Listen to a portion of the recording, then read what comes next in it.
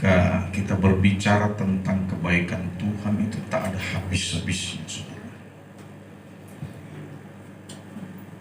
Dan ketika kita berbicara tentang kebaikan Tuhan, ini ada hubungannya dengan anugerah. Ya. Di dalam kitab Efesus 2 ayat 8 sampai dengan ayatnya yang ke-9 berkata demikian, saudara.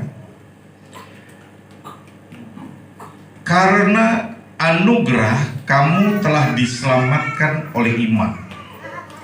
Itu bukan karena usahamu, tetapi pemberian Elohim. Itu bukan karena perbuatan-perbuatan, sehingga tidak seorang pun dapat memegahkan diri. Saudara, ini betul-betul perlu perenungan, ya, untuk kita dapat mengerti konteks anugerah. Untuk kita dapat memahami konteks anugerah itu, kita harus lebih dulu mempelajari teksnya. Jadi nggak bisa hanya sepotong-sepotong ayat yang kemudian kita adopsi menjadi sebuah pengertian, dan kita langsung mengklaim itu menjadi sebuah kebenaran yang absolut.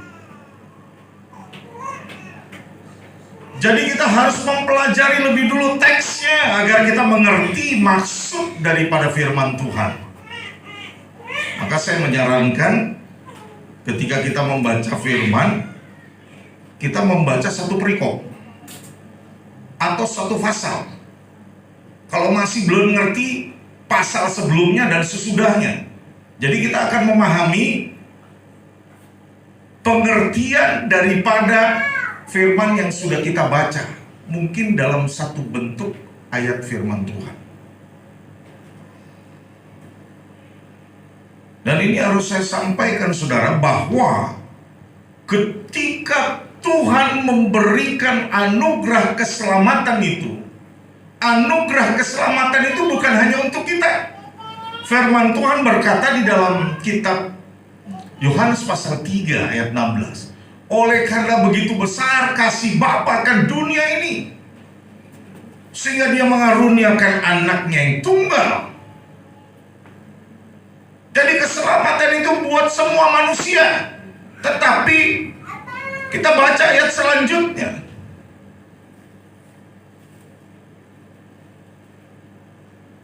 agar setiap orang yang percaya tidak binasa, melainkan menerima hidup yang kekal. Jadi di sini, saudara, ada keterkaitannya dengan yang namanya iman. Kalau tadi kita sudah baca ayat firman Tuhan yang ada dalam Efesus 2 ayat 8 sampai 9, karena anugerah kamu telah diselamatkan oleh iman. Ini mesti perhatikan ini, saudara. Ada keterkaitannya dengan iman. Ya. Memang betul itu pemberian cuma-cuma, dan pemberian itu ditujukan kepada semua orang, bukan hanya kita. Tetapi buat setiap orang yang percaya. Percaya di sini kalau saya lihat teks asli dalam bahasa Ibrani emunah, artinya iman. Karena kalau bicara percaya, orang yang di luar Tuhan pun bisa bicara tentang rasa percaya. Tetapi belum tentu mereka beriman. Ya. Dan betul, keselamatan itu bukan karena usaha kita, tetapi karena pemberian Dia. Karena nggak ada seorang pun yang bisa memberikan keselamatan selain daripada Dia. Dan itu bukan karena usaha-usaha kita, karena perbuatan-perbuatan kita. Dengan satu maksud dan tujuan, supaya tidak ada seorang pun di antara kita yang memegahkan diri. Jadi sekali lagi ya, untuk memahami konteks kita harus lebih dulu mempelajari teks agar kita mengerti ya maksud daripada firman yang berhubungan dengan anugerah ini, saudara. Coba lewatin lagi, nggak bisa diperbesar deh, ada garis-garis ini. Ya, nah ini, saudara. Saudara, ini kita sebelum diselamatkan. Karena konteks daripada anugerah itu adalah menyelamatkan. Semua manusia siapapun, saudara, tanpa terkecuali sudah ada di dalam keadaan berdosa pada saat dia dilahirkan. Di dalam Roma 3 ayat 23 berkata, sebab semua orang telah berdosa dan telah kehilangan kemuliaan Elohim. Jadi siapapun dia, sejak pada saat dia dilahirkan, dia ada di dalam keadaan berdosa sekalipun dia belum berbuat dosa. Itu dosa bawaan. Dosa keturunan yang diturunkan oleh generasi-generasi sebelumnya. Dimulai dari manusia yang pertama. Ya. Nah, kemudian ya, progres dosa manusia setahap demi setahap naik terus. Itu dimulai daripada tidak taat. Firman Tuhan berkata, semua buah-buahan, tanaman yang ada di pohon ini buahnya boleh kamu makan, tetapi satu pohon ini jangan kau sentuh dan kau makan buahnya. Firman Tuhan disampaikan kepada Adam dan Hawa. Jadi semuanya boleh dimakan, tapi hanya satu yang tidak boleh dimakan.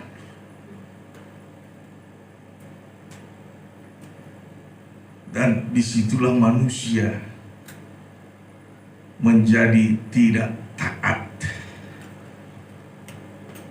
dengan aturan yang Tuhan buat. Kemudian selanjutnya apa yang dilakukan setelah manusia tidak taat? Mereka mencuri.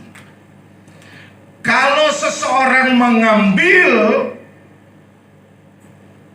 untuk menikmati apa yang bukan menjadi milik kepunyaannya, itu disebut apa? Pencuri. Dalam hal apapun, ketika dia mengambil bagian yang bukan haknya, firman Tuhan mencatat itu dia adalah seorang pencuri. Adam dan Hawa mencuri. Karena itu bukan punya dia. Tuhan izinkan yang lain boleh kamu makan, asal jangan buah daripada pohon ini yang kau makan. Tapi dia mengambil apa yang bukan menjadi haknya untuk dinikmati. Terjadi progres. Kemudian setelah diketahui bahwa dia mencuri dan dia kedapatan dia mencuri, mereka di sini apa yang dilakukan? Berbohong. Dia bohong, padahal Tuhan tahu apa yang telah mereka lakukan, tetapi mereka berbohong kepada Tuhan. Cenderungnya seorang manusia ketika dia berbuat kesalahan atau melakukan pelanggaran firman Tuhan, maka dia akan berbohong untuk menutupi kejahatan.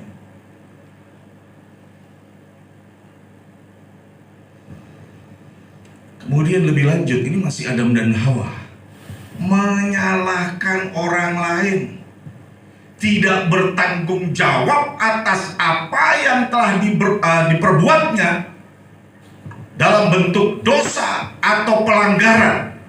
Dia menuding yang lain yang menjadi penyebab daripada kesalahan atau peristiwa dosa itu terjadi. Kan seringkali gitu. Ketika terjadi kegagalan dalam apa yang kita mau buat, dalam apa yang kita mau kerjakan, mulai kita menyalahkan orang lain. Oh, itu karena si itu karena si ini, itu karena si itu. Tidak mau koreksi diri. untuk memperbaiki keadaan. Itu sifat dasar manusia. Menyalahkan orang lain. Bahkan tidak menutup kemungkinan kesalahan itu sebenarnya sumbernya dari dirinya sendiri. Nggak terima, saudara. Alamiah itu sifat manusia. Ya, kemudian apa? Iri hati. Ini sudah sampai ke Kain dan Habel. Kain iri ngelihat persembahannya Habel kok diterima, sementara dia enggak. Kemudian apa selanjutnya? Dia jadi marah.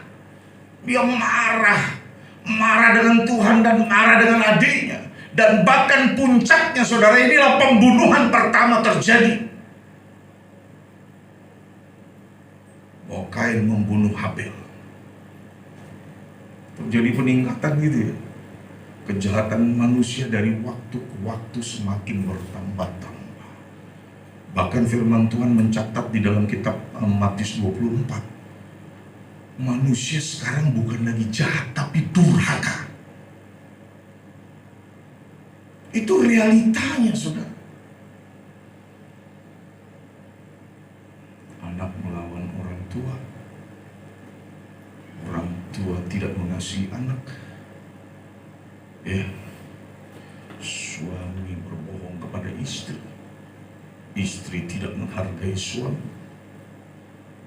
Itu keadaan yang terjadi sekarang, saudara. Ya, tapi saya tidak akan bahas itu. Masih kita akan membahas dalam konteks anugerah. Nah, ini upaya manusia yang berdosa. Apa yang dilakukan manusia supaya dia dapat mencapai Tuhan, supaya dia bisa berhubungan kembali dengan Tuhan, saudara?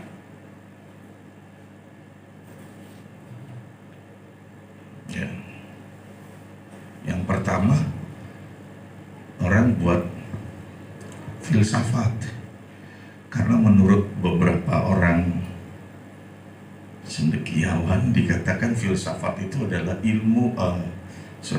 sumber daripada segala ilmu, gitu ya. Jadi dasarnya itu adalah filsafat. Bisa nggak membangun hubungan dengan Tuhan? Manusia membangun hubungan dengan Tuhan satu aja, saudara, supaya dia selamat. Tapi ternyata nggak bisa. Apalagi selanjutnya dibuat moralitas, nggak bisa juga. Peraturan-peraturan, atau kalau boleh disandingkan, perbuatan-perbuatan, nggak bisa. Upaya manusia itu begitu luar biasa, saudara, sampai mereka di zaman itu membuat menara, yaitu menara Babel, saudara. Untuk tujuannya apa? Mencapai Tuhan. Tapi nggak bisa. Dengan kebaikan nggak bisa. Dengan kebenaran nggak bisa tercapai. Artinya, saudara, standar Tuhan tidak tercapai. Apapun yang dilakukan manusia nggak bisa mencapai Tuhan. Apapun yang dibuat manusia tidak bisa dia menyelamatkan dirinya sendiri. Ya, ini mesti diperhatikan supaya Anda mengerti tentang anugerah. Jadi tidak salah kaprah di dalam penerapan. Oke, ini ada 3 ayat, saudara, di sini. Itu kenapa kok nggak muncul ya? Oh, yes, oke. Ayat yang pertama di sini dalam Yesaya 64 ayat 6 berkata, namun kami semua menjadi seperti orang yang najis, dan semua kebenaran kami seperti kain yang najis. Dalam terjemahan yang lain, kain yang kotor. Kain seperti apa, saudara? Seperti yang ada di dapur. Ya, dicuci bagaimanapun caranya, dengan deterjen yang paling hebat sekalipun, percaya saudara, itu nggak pernah hilang baunya, warnanya. Seperti itulah kebenaran yang ada di dalam diri seorang manusia. Filipi 2 ayat 13 berkata, sebab Elohimlah yang mengerjakan di dalam kamu Jadi Tuhan yang mengerjakan keselamatan itu di dalam kita. Tapi perlu diperhatikan baik-baik, saudara. Baik kemauan maupun kemampuan untuk bertindak. Jadi ada langkah perbuatan di dalam anugerah. Ya. Bukan semuanya kita serahkan sama Tuhan. Semuanya sudah dibereskan sama Tuhan 2000 tahun yang lalu. Nggak perlu kita buat ini, nggak perlu kita buat itu. Salah nih, saudara. Ini udah jelas. Kemauan sama kemampuan untuk bertindak, Dia mengerjakannya di dalam kita. Tujuannya apa, saudara? Untuk kita menyenangkan Dia. Ini kalau di dalam ayat selanjutnya, untuk menyenangkan Dia. Jadi harus ada action, harus ada tindakan di dalam diri kita untuk menyenangkan Dia.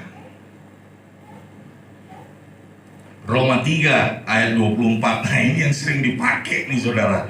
Tetapi oleh anugerahnya mereka dibenarkan secara cuma-cuma, nggak perlu bayar. Amin. Melalui penebusan di dalam Kristus Yesus. Nggak ada seorang pun yang bisa membayar anugerah Tuhan melalui apapun. Ya. Melalui apapun, saudara. Jadi keselamatan itu Tuhan yang mengerjakannya di dalam kita. Ya, kalau di dalam ayat-ayat sebelumnya kan ada apa? Ada kekuatan, ada kemampuan dan ada kemauan. Itu yang Tuhan munculkan di dalam kita. Karena keselamatan kan bukan buat kita aja. Anugerah keselamatan itu bukan buat kita aja, buat semua manusia. Tetapi di situ bagi yang percaya. Kalau dalam bahasa aslinya bagi yang beriman.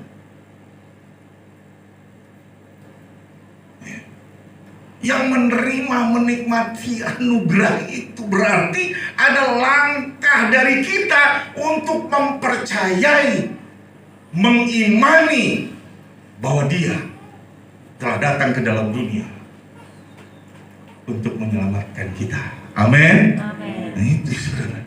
Jadi tetap mesti ada langkah di sini, sekalipun amin itu cuma-cuma, tapi perlu ada tindakan dari kita. Dia nebus bukan nebus kita aja, Dia mau nebus semua manusia di dunia. Ya, ini mesti kita pahami, saudara. Ya, nah kemudian ini kita setelah diselamatkan. Tadi sebelum diselamatkan, ini kita setelah kita diselamatkan. Firman Tuhan juga mengingatkan kita, anugerah itu selain menyelamatkan, Dia juga mendidik. Sekali lagi, anugerah itu selain daripada menyelamatkan, Dia mendidik. Amin. Di dalam Ibrani 12 ayat yang ke-6 berkata, ya, sebab Tuhan melatih orang yang dikasihinya dan Dia mendidik orang yang diakuinya sebagai anak. Jadi bukan Tuhan biarin semuanya saya yang selesaikan. Saya telah menyelesaikan semuanya, kamu diam saja di situ. Enggak. Tapi Tuhan, firman Tuhan berkata Dia akan melatih serta mendidik orang yang dikasihi dan orang yang diakui sebagai anaknya. Ya, ini jadi supaya jangan salah kaprah nih. Ya, apa saja sih yang diajarkan? Ya, konteks yang kita mau bahas hari ini yaitu kebaikan sama kebenaran. Itu yang diajarkan Tuhan, kebaikan dan kebenaran. Ya. Nah, didikan Tuhan itu tujuannya apa, saudara? Agar kita mengetahui dan memahami. Apa yang kita ketahui dan kita pahami? Kebenaran dan kebaikan. Tujuannya apa? Supaya kita melakukan. Tujuannya supaya kita melakukan. Kalau keselamatan itu Tuhan yang mengerjakan.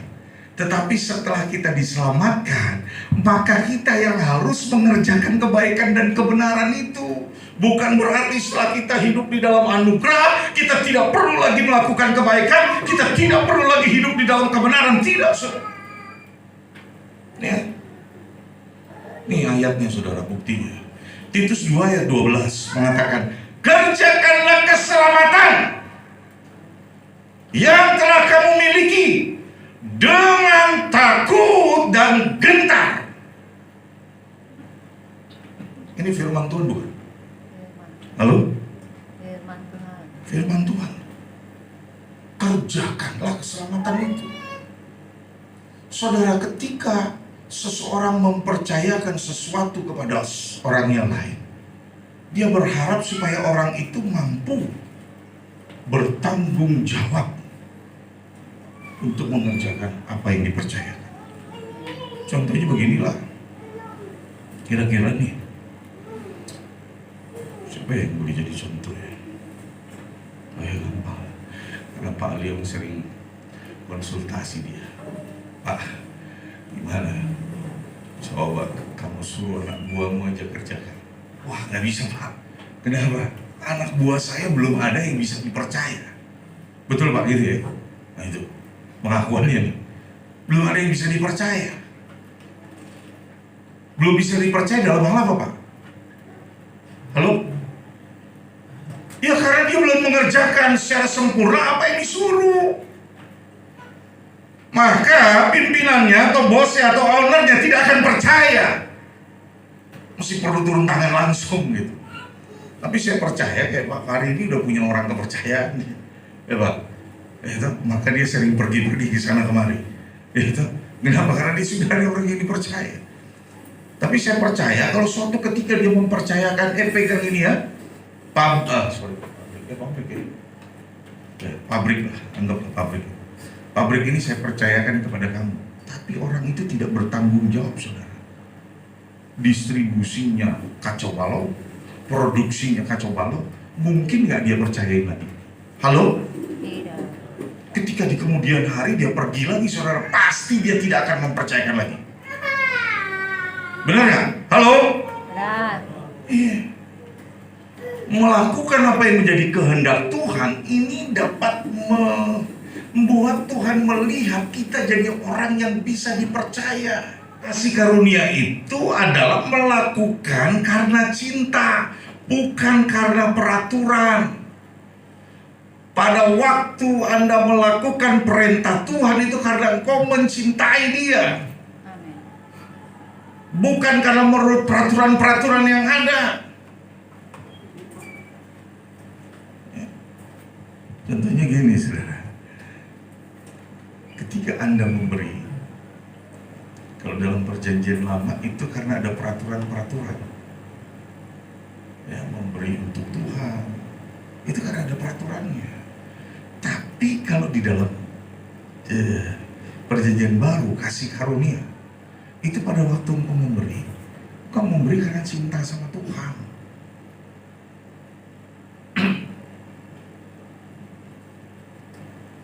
Paham? Si paham.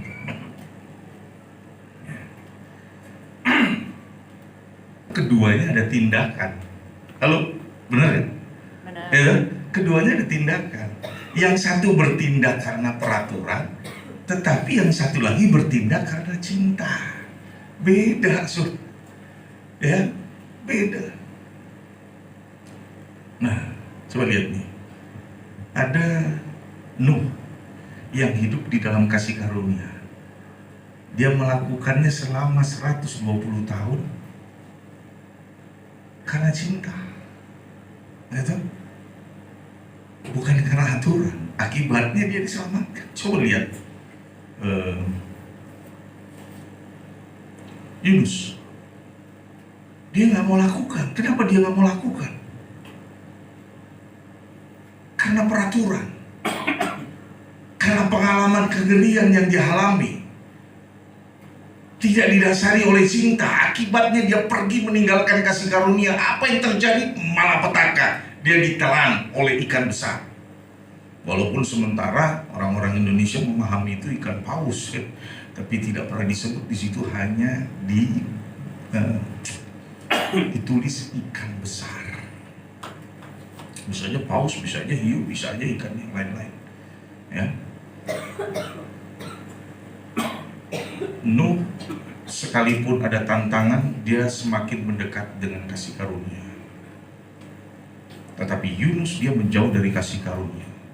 Nuh mendapat kebaikan Tuhan, kemurahan Tuhan, tetapi Yunus mengalami malapetaka.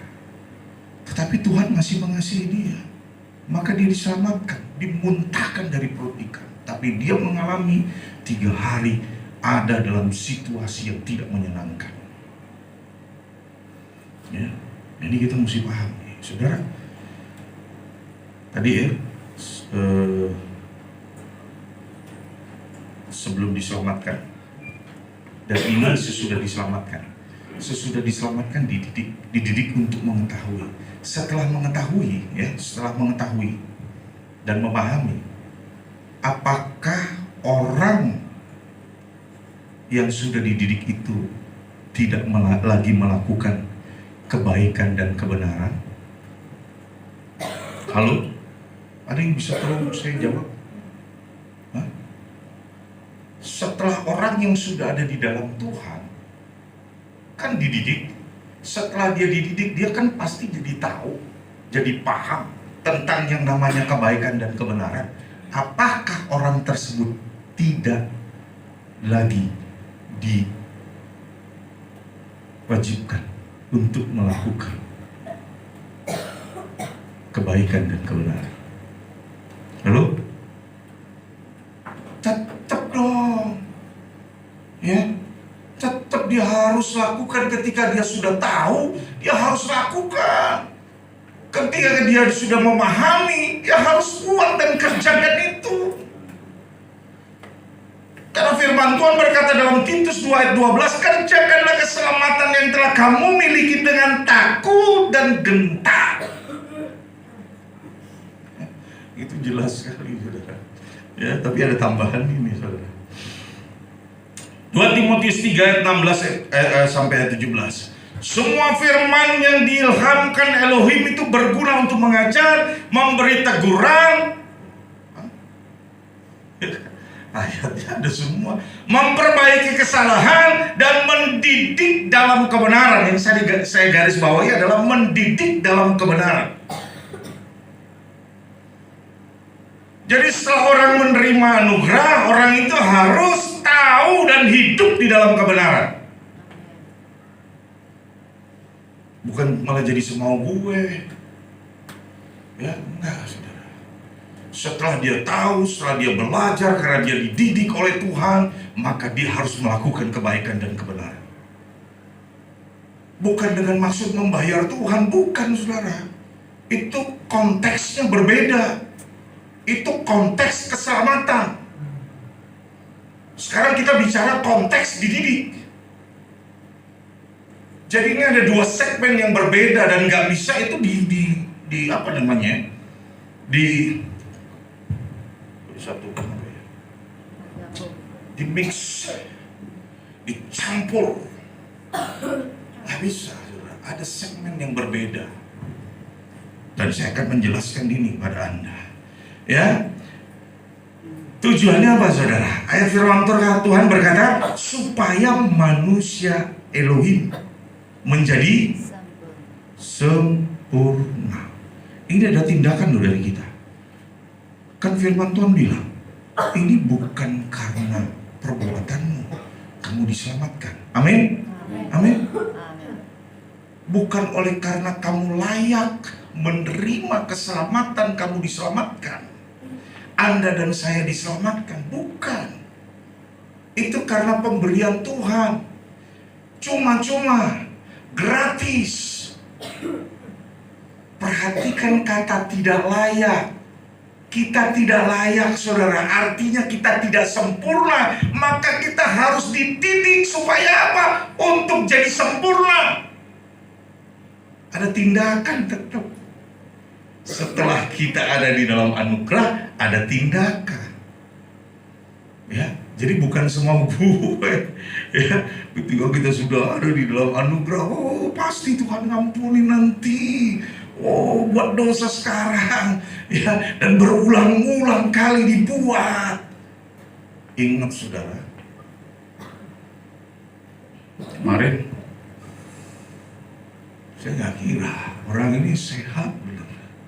Baru pergi ke satu daerah suami istri, nggak nyangka, saya terkejut ya. Rasanya kok kayak nggak ada punya penyakit apa-apa. Ya, termasuk orang yang banyak duitnya karena sering pergi keluar apa namanya, luar negeri, luar kota gitu ya. Kadang ada di Raja Ampat, kadang ada di Medan, kadang ada di mana-mana saya lihat. Oh, setiap kali ada liburan pasti dia bawa anak istrinya pergi, sehat-sehat aja. Dan baru pergi ke satu daerah, tiba-tiba apa istrinya tulis di Facebook, selamat jalan, my honey, itu lagi kira-kira. Ya, my honey. Ya, saya bukan untuk mentertawakan peristiwa ini, enggak saudara, tapi saya lihat di sini bahwa panggilan ilahi itu tidak ada yang bisa menentukan kapan, waktu, dan saatnya. Jadi jangan kita bermain-main, saudara. Beberapa tahun yang lalu, saudara, saya melayani orang yang sebenarnya kalau saya sebut namanya Anda semua mungkin, atau paling tidak banyak dari Anda ada tahu itu, karena dia orang yang kaya di Pontianak. Saya datang deh. Bagaimana Pak? Bapak harus ada di dalam Tuhan, dalam Yesus. Oh, jangan sekarang Pak. Tunggu saya umur berapa? 55 kalau nggak salah. 55. Tunggu umur saya 55. Maksudnya apa Pak? Karena umur 55 sudah rentannya, sudah dekat dengan kuburan, saya bilang. Saya kalau ngomong apa adanya, saudara. Jadi Bapak baru mau bertobat. Tapi ingat Pak, bahwa panggilan dari Tuhan itu bisa datang kapan aja. Ternyata pada saat usianya 53 tahun, saudara, dia naik kendaraan, mobilnya terbalik dan dia keluar dari kaca, ya, dan kepalanya itu masuk ke dalam lumpur. Jadi tubuhnya nggak ada luka, tapi kepalanya masuk ke dalam lumpur, ya. Dan itu tersedot, saudara. Jadi dia koma selama berapa bulan karena paru-parunya itu penuh dengan cairan dan lumpur. Walaupun pada akhirnya sembuh lagi, ya, karena upaya medisnya cukup bagus gitu. Jadi dia bisa sembuh lagi. Dan saya ingetin, lihat kan Pak, umur 53 tahun hampir saja dipanggil. Ya, walaupun selanjutnya kami tidak pernah jumpa lagi, saudara. Jadi jangan main-main. Terus kita berpikir, oh tenang aja, buat dosa dulu sekarang, toh nanti Tuhan ampuni. Buat berulang-ulang kali dengan sengaja. Itu namanya tidak menghargai kasih karunia Tuhan.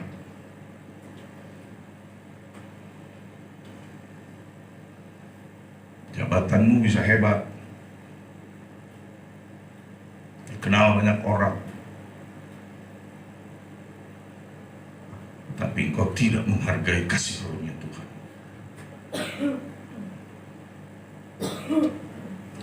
Titus 2 ayat 12. Anugerah itu mendidik supaya kita, terbalik.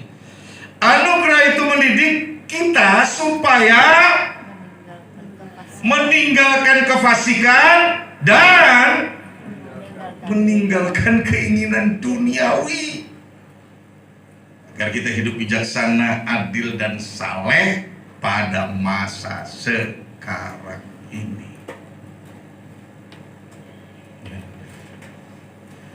Mungkin aja ini teguran atau ajaran yang keras, tapi di dalamnya ada cinta. Tujuannya apa? Supaya memperbaiki. Tujuannya apa? Supaya punya pengertian yang benar tentang anugerah. Nah ini nih saudara, ya, agak panjang mungkin, jadi saya harap Anda bersabar untuk kali ini. 2 Timotius 2 ayat 11 sampai dengan 12. Firman Tuhan berkata, firman ini benar, jika kita mati bersama Dia, kita juga akan hidup bersama Dia. Jika kita tetap tabah, kita akan juga terbalik ya. Kita juga akan memerintah bersama Dia. Jika kita menyangkal Dia, Dia juga menyangkal kita. Jadi syarat untuk kita memimpin bersama Dia apa sih tadi, saudara? Hah? Kita harus mati bersama Dia. Yang mati ini bukan fisik kita, tapi kelakuan jahat kita, perbuatan tadi ya, keinginan duniawi sama keinginan daging kita itu yang harus mati. Nggak boleh ada.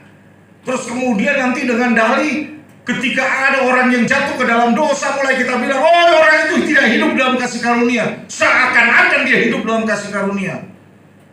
Nggak bisa, saudara. Orang yang sudah dalam kasih karunia, hidupnya belum jadi sempurna, tapi dia akan terus disempurnakan oleh Tuhan. Amin. Nggak ada yang sempurna, percaya saudara. Bisa kesandung nggak? Bisa. Tapi jangan dengan sengaja dan berulang-ulang. Kalau saya bilang itu doyan berbuat dosa. Ada ayat nih di sini nih saudara. Jika kita menyangkal Dia, Dia juga akan menyangkal. Nah, jelas ya. Dengan cara apa kita menyangkal Dia? Dengan cara kita tidak melakukan firman Dia. Dengan cara kita tidak melakukan firman Tuhan. Di sini lihat saudara. Paulus itu di dalam 2 Timotius 2 ayat 4 sampai dengan ayat yang ke-6, dia berjuang untuk mengerjakan keselamatan. Dia menganalogikan perjuangannya itu sebagai seorang prajurit, sebagai seorang atlet dan petani. Ada pelatihan di sini. Untuk jadi orang yang disiplin, untuk jadi orang yang taat, untuk jadi orang yang berani, untuk jadi orang yang kuat teguh di dalam Tuhan.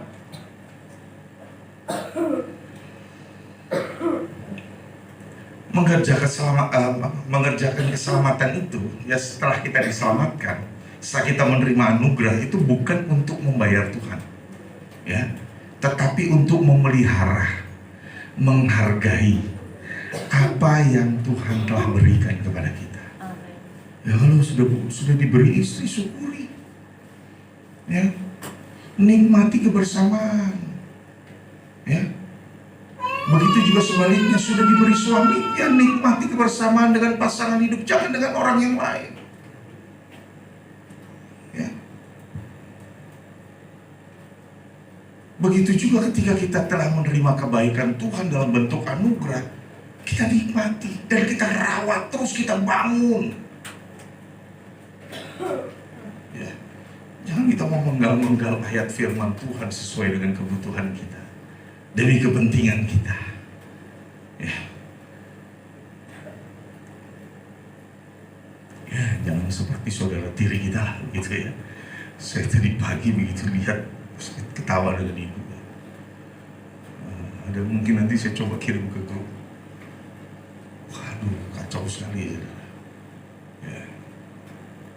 Demi kepentingan pribadi, menghalalkan segala cara, terus mulai memasukkan ayat-ayat firman Tuhan demi kepentingannya sendiri.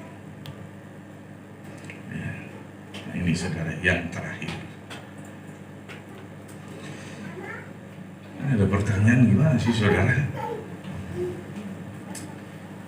Apakah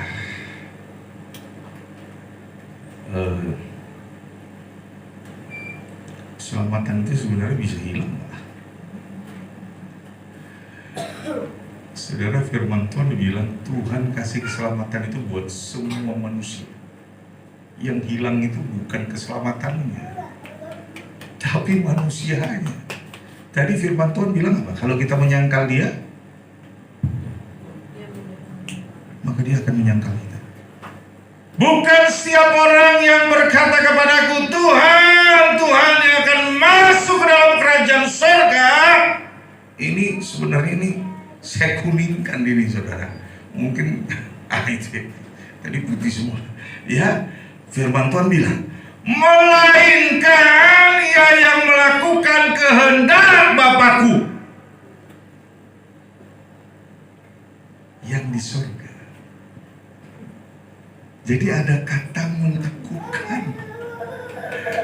Melakukan ini sama dengan mengerjakan. Ya. Pada hari itu banyak orang akan berkata kepadaku, Tuhan, Tuhan, bukankah dalam namamu kami telah bernubuat, dan dalam namamu kami mengusir roh jahat, dan dalam namamu kami telah melakukan banyak mujizat? Pada waktu itu aku akan menyatakan kepada mereka, aku tidak pernah mengenal engkau, tidak mengenal kamu. Enyahlah daripadaku, hai kamu yang mengerjakan kejahatan. Wih, ini ngeri nih saudara. Kalau kita lihat siapa yang dimaksud di sini? Orang yang bernubuat, orang yang mengusir setan, orang yang menyatakan mujizat. Siapa di sini? Orang-orang yang melayani Tuhan.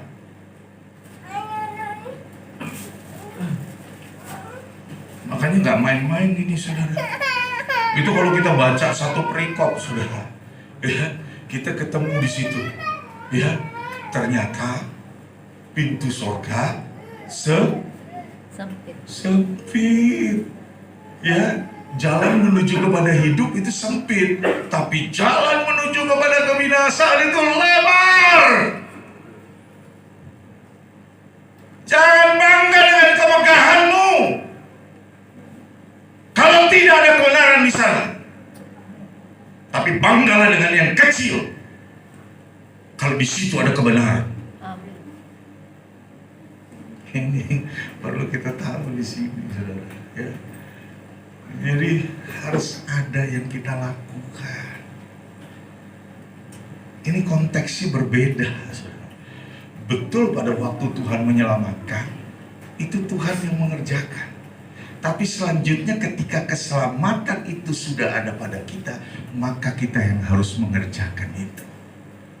Dengan cara apa? Melakukan kehendaknya. Amin. Ini kasih karunia. Sebenarnya berdua kali nih. Ya. Ada yang pertama, ada yang kedua. Tapi ini kali memang saya perdalam apa yang saya dapat beberapa hari yang lalu. Ya. Ada orang yang memahami kasih karunia itu sulit, karena dia masih sebenarnya ada di dalam Torah. Ada orang yang kebablasan memahami kasih karunia, tapi ada orang juga yang dia ada di dalam kasih karunia, tapi sebenarnya pikirannya masih ada di dalam Torah. Ya. Ketika dia mengatakan orang lain, pada saat tergelincir dia bilang orang itu tidak dalam kasih karunia, sebenarnya orang itu yang berkata itu loh yang masih pakai konsep Torah. Karena orang yang ada dalam kasih karunia juga bisa tergelincir, saudara. Kalau dia tidak menjaga diri, maka dia harus mengerjakan keselamatan itu supaya dia menjaga dirinya agar tidak tergelincir, jatuh. Amin. Maka hargai pasanganmu, suamimu, istrimu sebagai bagian yang sudah diberikan oleh Tuhan, menjadi bagian anugerahmu. Amin. Amin. Dirawat, dijaga, dibangun, didandani, agar Tuhan dimuliakan di dalam kita. Saya berharap kita paham tentang ini, agar kita menjadi pribadi yang berkenan sama Tuhan dan juga berkenan kepada sesama manusia. Amin. Bapak Yahweh dalam Tuhan Yesus Almasih yang memberkati.